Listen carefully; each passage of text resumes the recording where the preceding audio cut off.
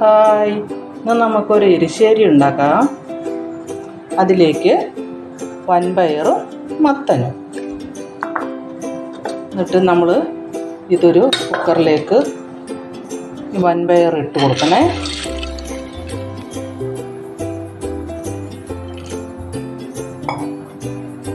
മത്തനും പിന്നെ നമ്മൾ പാകത്തിന് ഉപ്പ്,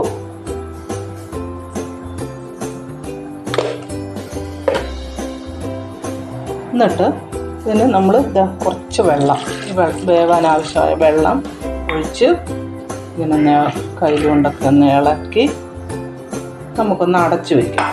അടച്ചു വെച്ച് ഒരു 2 വിസിൽ വരുന്നവരെ വേവിക്കാം. കൂട്ടൊക്കെ റെഡി ആകുമ്പോഴത്തേന് നമുക്കൊന്ന് അരപ്പ് റെഡിയാക്കാം. അതിലേക്ക് ഇത്ര തേങ്ങ, പിന്നെ ഒരു വെള്ളുള്ളി, എത്ര മതിയേ.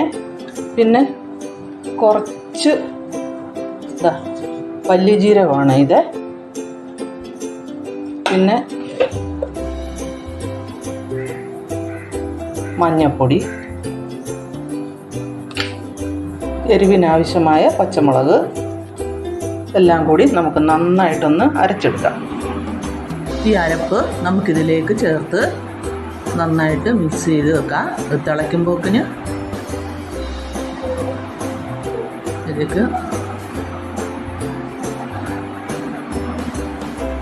കുറച്ച് വെള്ളം കൂടി ഒഴിക്കാം.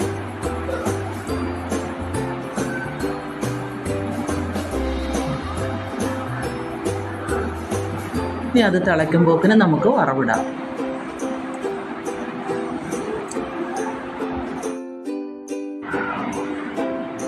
ചീനച്ചട്ടി ചൂടായിട്ട് എണ്ണ ഒഴിക്കുക.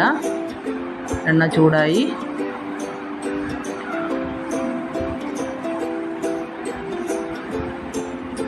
കടുകിടുക.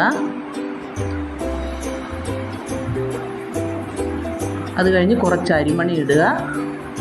ഉള്ളി, ചുവന്നുമുളക്, കറിവേപ്പില നന്നായി വഴറ്റി